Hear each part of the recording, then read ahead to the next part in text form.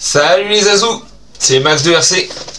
Aujourd'hui encore une petite vidéo atelier parce que je sais que vous aimez ça. Et moi aussi, j'aime ça, regarder ça, donc je peux comprendre que vous aussi vous aimiez. Alors, qu'est-ce qu'on va parler aujourd'hui? Eh ben, on va faire un petit retour sur la Losi Pro Moto, qui a 10-15 packs à peu près. Hein. Et ensemble, on va voir moi ce que j'ai eu, comment elle roule, le comportement, qu'est-ce que j'en pense pour le moment. Et puis voilà, on va commencer tout de suite, parce que vous ne voyez pas ce qui est juste là.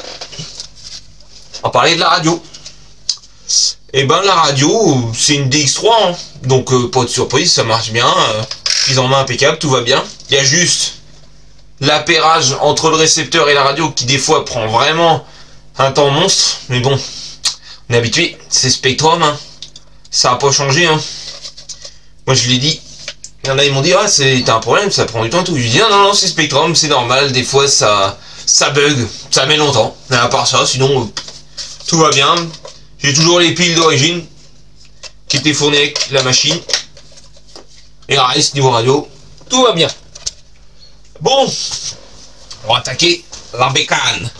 On va parler d'abord général, aspect général. Et ben, les stickers, moi, sont pas trop arrachés à l'avant, à l'arrière. Enfin, à l'avant, tête de fourche. C'est à l'arrière surtout.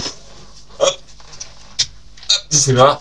Celui-là qui s'abîme vraiment très vite. Enfin, ça dépend les surfaces que vous faites. Moi, il s'arrache très vite. Franchement, si vous faites comme moi, la plupart du temps que de l'herbe rase, il s'abîme pas parce que bah, c'est de l'herbe. Mais ouais, là en fait, je l'ai surtout abîmé, c'est dès que je suis allé dans des surfaces un peu plus dures. Et ouais, ça finit par s'arracher. Vous voyez un peu là, je sais pas si vous voyez.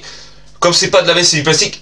À force de plier, il blanchit un peu à certains endroits, mais j'ai pareil aussi sur le garde-bois, mais il tient le coup, du coup c'est vraiment un bon plastique. À mon avis, et puis là on commence à être dans une période où il fait plus froid, mais en été, je pense que ça devrait être pas mal.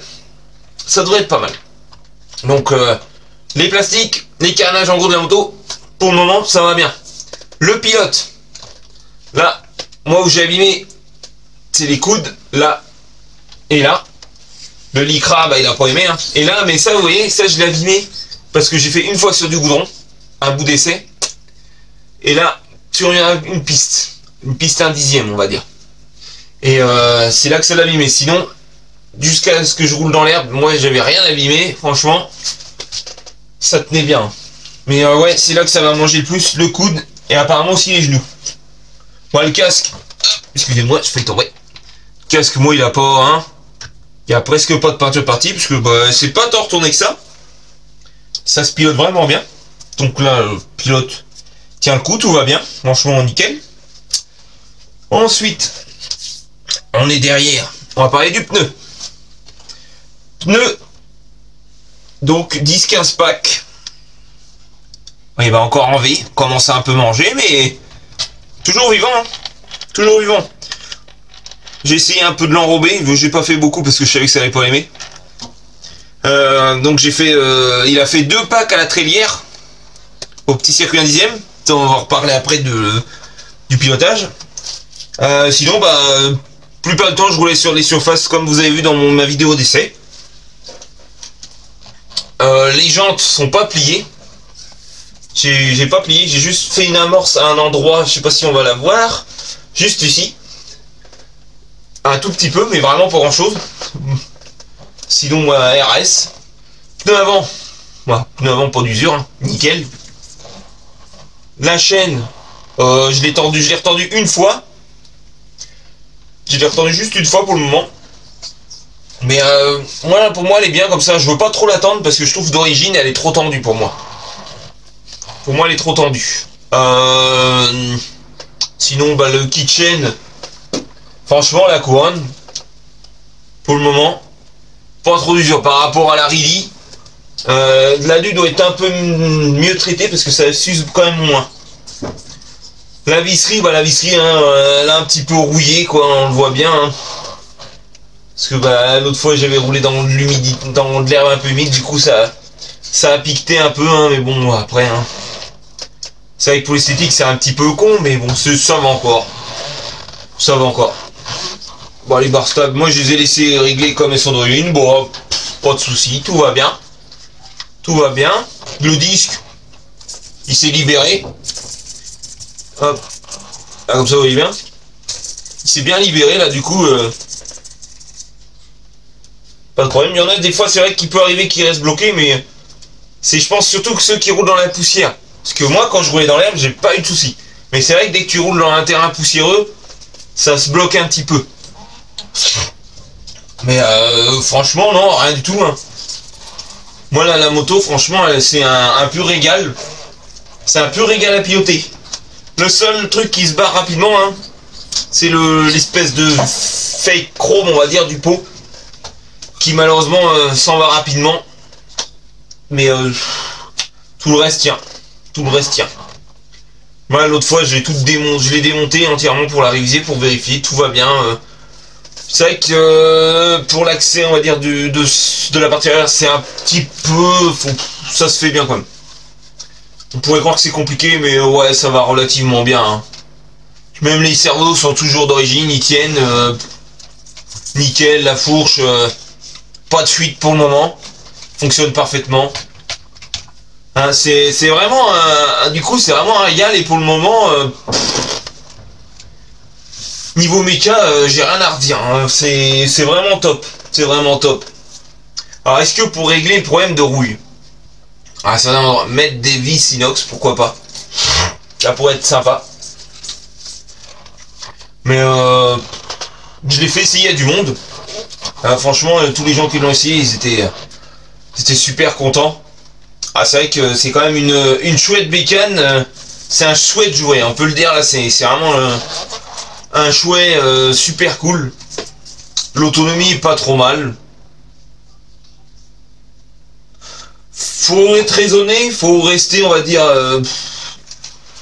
faut faire ce qu'on ferait en vrai avec la machine. Donc pas des sauts de malade, et tout se passe bien. Moi, ouais, 1 mètre maximum du sol, on va dire à la sautée. 1 mètre, 1 mètre 50, grand max.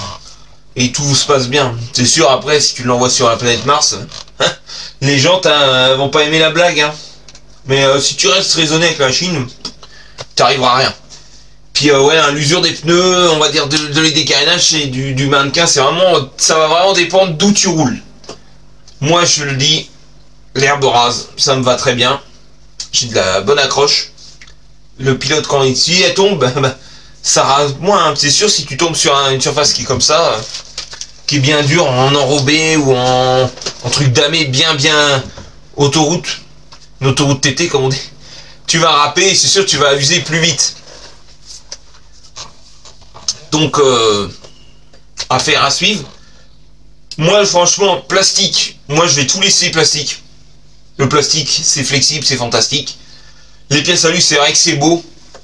Mais je me dis, hein, l'alu, tu craches, à mon avis, il y a d'autres pièces qui vont lâcher. Hein. Mais c'est franchement d'origine plastique. Tout va très bien. Contrôle, tout va très bien. Même l'électro va très bien. L'électrospectrum va bien. Bon, après le cerveau, hein, il est pas malmené non plus. Hein. Il y a peut-être le sauve-cerveau qui s'est un peu détendu. C'est peut-être la pièce que je changerais. J'essaierais bien la trille qui est un peu différente. Parce que d'origine, qu'est-ce que j'ai comme sauve-cerveau pour vous faire voir? Vous expliquer comment c'est. En gros, c'est un peu comme ça. Vous voyez, c'est avec des anneaux en métal qui font... plus t'en as, plus il va être dur. Et trill, ils en ont fait un peu plus conventionnel avec un ressort et un contre-écrou. Et j'ai bien envie de l'essayer. Parce que je pense qu'il est plus facilement réglable. Il est plus facilement réglable. Là, la moto, vous voyez, elle est toute propre, toute belle, parce que fait un sale temps, j'ai pas envie de la salir. Et puis, normalement, c'est prévu que bientôt, elle va partir. Mais merde, ouais. Elle va partir normalement chez notre ami Briseur pour commencer. Et puis, elle va peut-être faire une tournée des Bracas, peut-être, à voir comment ça se passe. Ma pauvre. Là, les gars, vous allez avoir mon précieux, hein. Pas de bêtises, hein. Et moi, normalement, j'ai le Gorgon qui devrait arriver. Surtout quand la vidéo va être publiée, il sera arrivé chez moi. Hein. Je sais pas trop encore. Des tests. Donc voilà. Donc si vous allez sûrement l'avoir sur d'autres chaînes, parce que c'est vrai qu'au moins ça peut faire tester d'autres gens, peut-être faire des futurs des futurs convertis comme on dit. Et franchement à mon avis, va pas avoir de mal à convertir d'autres gens, hein. Franchement, ça va pas être dur. Bon, moi j'ai pas grand chose à vous dire sur cette machine. Elle me plaît, je suis en kiff total, donc je suis pas objectif. Pour moi elle est nickel, pour d'autres elle sera pas bien.